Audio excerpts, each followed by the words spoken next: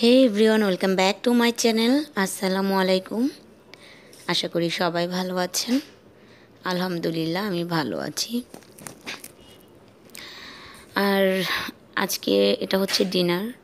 আর আমরা ডিনার করে ফেলি সিঙ্গাপুরের টাইমে 7 o'clock, 7 সামথিং, মানে 7টায়। আর সেটা হচ্ছে বাংলাদেশের টাইম 5টা বাজে তখন। বাংলাদেশ থেকে সিঙ্গাপুর 2 ঘন্টা বেশি।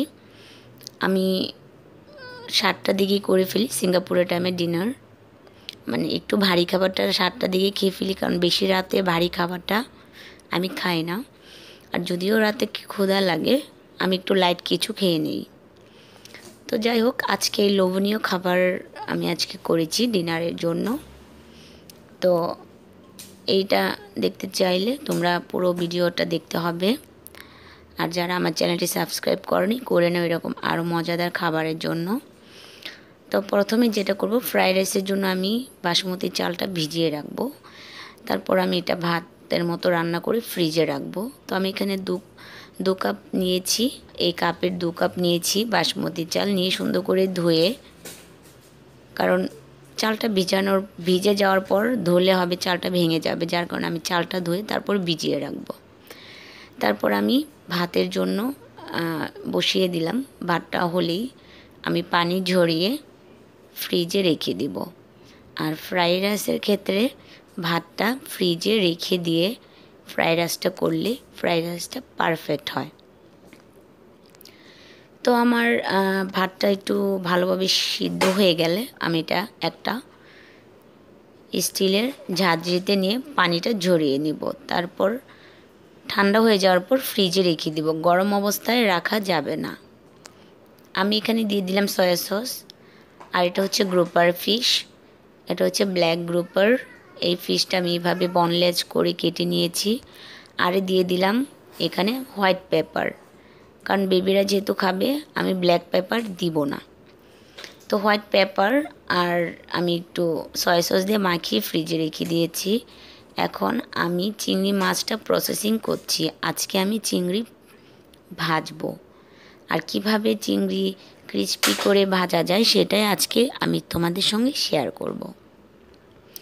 আমার চিংড়িগুলো এভাবে পরিষ্কার করে নেওয়ার পর আমি লেজটা রেখে দিয়েছি চিংড়ির, যেন সুন্দর দেখা যায়, লেজটা ফেলিনি। একটু সয়া সস আর একটু হোয়াইট পেপার দিয়ে মাখিয়ে রেখে দিচ্ছি। আদা রসুনের পেস্ট দিব না, যেহেতু আমার বেবিরা খাবে, আদা রসুনের পেস্টটা একটু থাকে। তো আমি এইভাবে দিয়ে যার যে ইচ্ছা মতো আসলে মশলা অ্যাড করা যায়, বাট আমি যেটা দিই সেটাই আমি দেখালাম।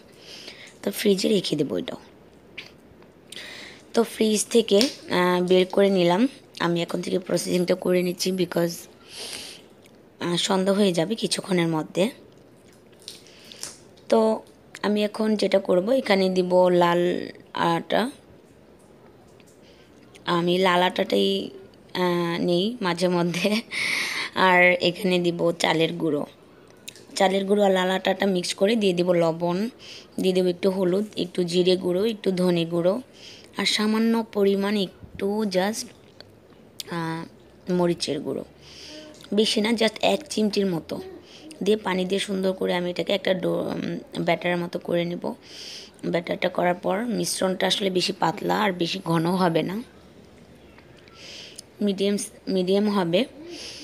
তো আমি মিশ্রণটাতে এই মাখানো চিংড়িগুলো দিয়ে তারপর আমি ব্রেডক্রামে গড়িয়ে তারপর তেলে দিয়ে দিব ভাজার জন্য।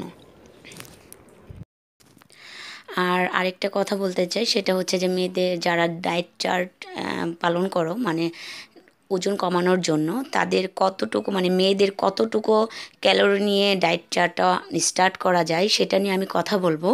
কারণ আমি যখন আমার সেকেন্ড বেবি হওয়ার আগে আমি এরকম একটা ডায়েট চার্ট কমপ্লিট করেছি 2015-এ, মানে 2015-তে। তো এটা নিয়ে আমি তোমাদের সঙ্গে কথা বলবো আমার অন্য একটি ব্লগে। আশা করব তোমরা আমার সঙ্গেই থাকবে। আর মেয়েদের জন্য কত ক্যালোরি নিয়ে ডায়েট চার্ট করা যায় পারফেক্টভাবে সেটা নিয়ে আমি আলোচনা করব আরেক দিন। তো আমি ভেজে নিচ্ছি। তো এই দিক দিয়ে চিংড়িটা ভাজা হতে থাক, আর এই দিক দিয়ে আমি এখানে নিয়ে নিয়েছি যে মাখানো মাছটা, এটা এখন তেলে ছেড়ে দেব। আর চিংড়িটাকে হালকা একটু এপিট ওপিট করে ভেজে নেব। তো এটা আমি অল্প তেলে এই মাছটাকে ভেজে নেব।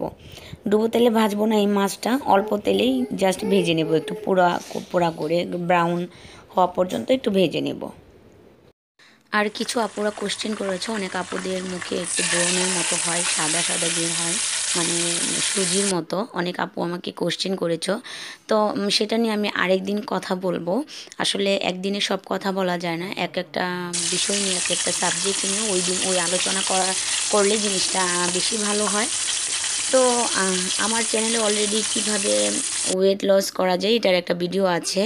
তো অনেকেই যে বয়েল ভেজিটেবলসগুলো খেলেই যে ওয়েট লস হয়, এটা কিন্তু আসলে ভুল।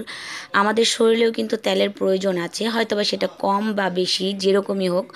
তো এটা নিয়ে আরেকদিন আমি কথা বলবো তোমাদের সঙ্গে। তো প্রনগুলো ভাজা হয়ে গেছে, আরও কয়েকটা আছে। তো এটা আমি একটা কিচেন টাওয়ালে রেখে দিব যেন এক্সট্রা তেলটা স্যুপ করে নেয়। তো বাকি প্রনগুলো আমি এইভাবেই ভেজে নেব তেলে দিয়ে। আর ওই মাছটা আমি ব্রাউন করার পর আমি এপিট ওপিট ভেজে নিব সুন্দর করে। আর আমি কতশো ক্যালোরিতে আমার ডায়েটটা আমি ডায়েট কন্ট্রোল করেছি, এটা নিয়ে আমি তোমাদের সঙ্গে আলাপ আলোচনা করব। আমার ডক্টর আমাকে কি কি খেতে নিষেধ করেছে, কি কি খেতে বলেছিল, সেটা নিয়েও সম্পূর্ণভাবে কথা বলবো। তবে আমার চ্যানেলটি যারা সাবস্ক্রাইব করনি, এরকম আরও টিপস পাওয়ার জন্য আমার চ্যানেলটি সাবস্ক্রাইব করে নেবে অবশ্যই। তো আমি এখানে ডিম ভেঙে নিচ্ছি দুটো ফ্রাইড রাইসের জন্য। প্রথম ডিমটা আমি ভেজে নেব। তো প্রথম ডিমটা ভেজে আমি এক সাইডে রেখে দেব, রেখে তারপর আমি ফ্রাইড রাইসের জন্য সব কিছু করব। তো ডিমটা দেওয়ার সঙ্গে সঙ্গে আমি মিডিয়াম আছে এই ডিমটা এরকম করে নেব যেন কোনো ব্রাউন কালার না হয়, কারণ ব্রাউন কালার হলে আমার ভালো লাগে না আর কি। আমি যেভাবে করি এটা জাস্ট শেয়ার করছি। তারপর এখানে দিয়ে দিলাম পেঁয়াজ, আর অল্প একটু রসুনও দিয়েছি। পেঁয়াজ রসুন একসঙ্গে মিক্স করে দিয়েছি। তো আমি এখানে দিয়ে দেবো কাঁচামরিচ, কারণ ফ্রাইড রাইস আসলে কাঁচামরিচ না দিলে ভালো লাগে না। তো আমি কাঁচামরিচটা একটু বড় বড় করে একটু জাস্ট ভেঙে দিচ্ছি যেন ঝাল না ছড়ায়, যেহেতু বেবিরা খাবে।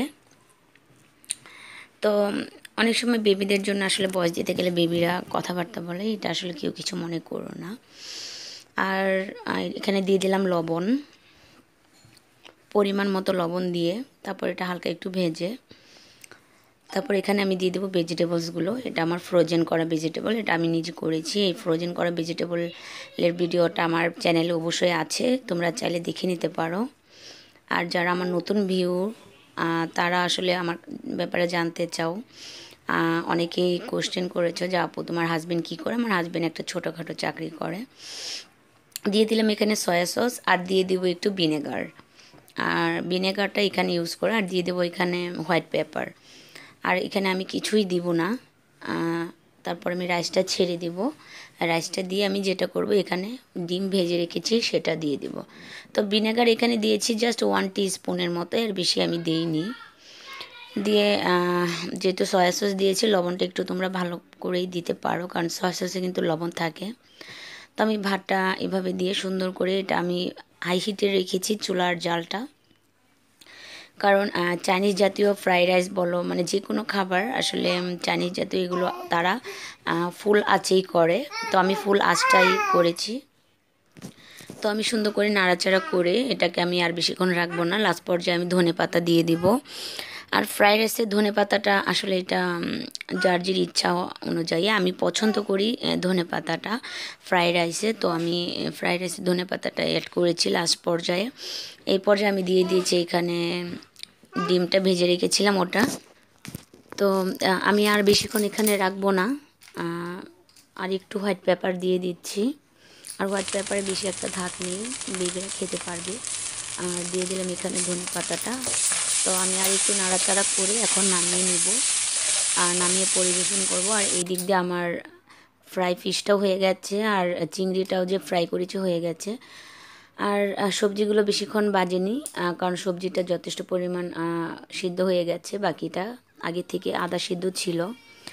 তো সবজির কালারটাও অক্ষুণ্ণ রয়েছে, খুব ভালো, কারণ আমার ফ্রোজেন করা যে সবজিটা, এটা আমি কিভাবে ফ্রোজেন করি এরকম একটা ভিডিও আমার চ্যানেলে অলরেডি দেওয়া আছে। তো আমি খাবারটা পরিবেশন করে ফেলেছি রাতের ডিনারের জন্য। তো দেখো খুব সহজেই ডিনারের জন্য করেছি। আর পিজা আমার চ্যানেলে অলরেডি পিজার রেসিপিটা দেওয়া আছে। আমার বেবি পিজা খেতে চাচ্ছে কালকে থেকে, তো আমি ওকে পিজা বানিয়ে দিয়েছি। আমি এখানে মাশরুম দিয়ে পিজা বানিয়েছি, বাট আমার চ্যানেলে কিন্তু পিজার রেসিপিটা আছে, তোমরা চাইলে দেখে নিতে পারো। তো কালকে থেকে বলছে মইন পিজা খাবে, তো ওর জন্য পিজাও করেছি। তো ডিনারটা আমরা এখন করে নিব। দেখলেই তো খুব সহজেই কিভাবে ডিনারের জন্য সব কিছু রেডি করে ফেললাম। আসলে অনেক সময় মাছের তরকারি খেতে খেতে আমরা বোর হয়ে যাই, তো মাছটা এইভাবে ভেজে যদি ফ্রাইড রাইসের সঙ্গে আমরা পরিবেশন করে খাই খুব ভালো লাগবে। সঙ্গে একটা স্যুপও যদি থাকে, যেমন ব্রোকলি স্যুপ, কিন্তু আজকে আমার সময় ছিল না। সাইরাজ একটু অসুস্থ, যার কারণে আমি ভেজিটেবলস যে স্যুপটা সেটা করিনি, কারণ স্যুপটা অনেক ভালো লাগে। এই ব্রোকলির যে স্যুপটা সেটা আমি রেস্টুরেন্টে খেয়েছিলাম, সিঙ্গাপুর রেস্টুরেন্টের। ওই ব্রোকলির স্যুপটা অনেক অনেক মজা। তো ওই স্যুপটা আমি আরেকদিন তোমাদেরকে শেয়ার করব, ভেজিটেবল স্যুপ কীভাবে তৈরি করে। তো আজকের মতো আমি ভিডিওটা এখানেই শেষ করব। ভিডিও সম্বন্ধে যদি কোনো কিছু জানার থাকে অবশ্যই আমাকে কমেন্টস করে জানাবে, আর আমি চেষ্টা করব উত্তর দেওয়ার জন্য। তো সবাই ভালো থেকো, আল্লাহ হাফেজ, বাই।